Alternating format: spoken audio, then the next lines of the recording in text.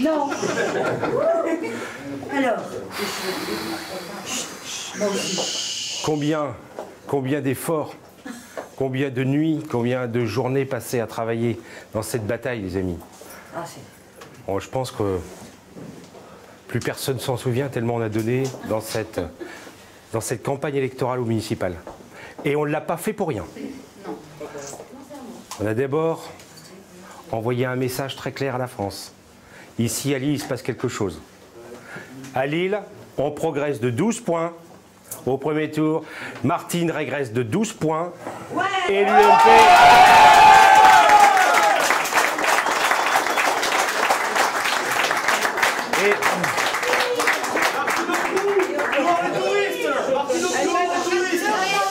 Et notre première victoire, c'est déjà d'avoir permis à tous nos compatriotes français de n'avoir pas à supporter pour les 3 ans qui viennent Martine Aubry comme Premier ministre de la France. Ça déjà, je pense que c'est une belle victoire. La deuxième victoire, ça a été d'obtenir le commencement du nettoyage de toutes les écuries d'Augias du Parti socialiste. Un certain nombre de personnes ont été giclées cette semaine de la liste de Martine Aubry parce que justement, je les avais attaqués. Et l'opposition est enfin arrivée dans cette ville. L'opposition qui n'existe pas depuis 35 ans est enfin présente. Et avant même d'être élue, elle a déjà des résultats. Mais avant de parler de ce que l'on va faire demain, je voudrais d'abord remercier toutes les personnes qui m'ont aidé à construire cette victoire. Parce que ça, c'est pas le fait du hasard. C'est un travail immense avec des gens qui se sont investis corps et âme dans cette bataille en pensant qu'il était possible de changer la vie quand on se donnait la volonté d'y arriver. On a fait la première étape. C'est pas ma victoire, c'est votre victoire. Beau, merci.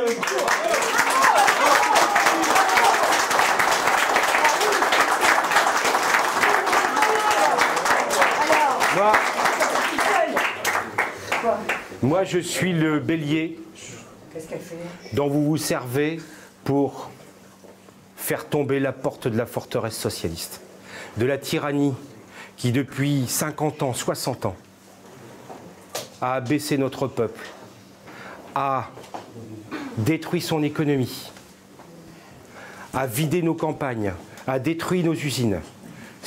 J'ai tout simplement voulu être celui qui était devant vous, dont vous vous servez, pour essayer de casser le système. Voilà, ça a été ma mission. Mais si je n'avais pas eu de personne derrière pour porter et taper dedans, aller sur les marchés, sur les meetings, sur les tractages, sur les collages, partout, et diffuser cette parole d'espérance, parce que je suis convaincu qu'on peut faire le monde autrement. Vous avez des enfants, j'ai aussi des enfants. C'est pour eux qu'on se bat, parce qu'on sait d'où on vient et on veut transmettre quelque chose que l'on a. Cette parole de vérité, cet esprit, cette dignité qui appartient à la France et qui rassemble tout le monde ici, toutes les personnes qui sont dignes, qui se respectent, qui regardent les choses droit devant, ont le droit à autre chose que la politique qui est menée ici dans cette ville. Je l'ai dit mardi, je m'engage devant vous. Dans 6 ans, on prendra cette ville et on prendra cette métropole. Ah, c'est vous.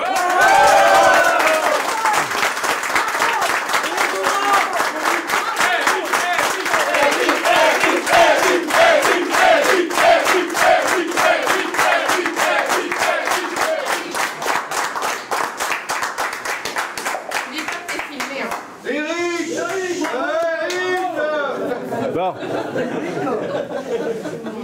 Je je ne veux même plus parler de l'adversaire que j'ai eu dans cette bataille, parce qu'il a tellement été lamentable et indigne que je me demande comment il va pouvoir encore traverser cette ville sans se faire huer sur son passage. Le combat, la politique est un combat, je vous le dis mes amis, c'est un combat. Il faut prendre sur soi et accepter de se battre. Parce que si le pays que vous aimez, si les familles que vous aimez, si les valeurs que vous aimez, vous n'êtes pas capable de les défendre intellectuellement et physiquement, vous n'êtes pas digne des valeurs que vous avez. Absolument.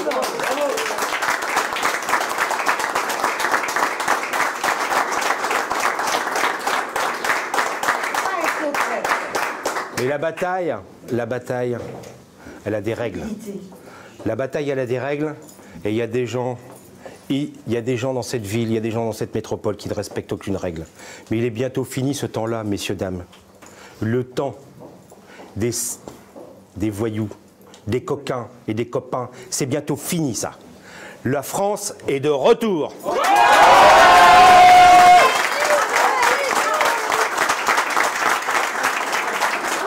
Mon petit lapin.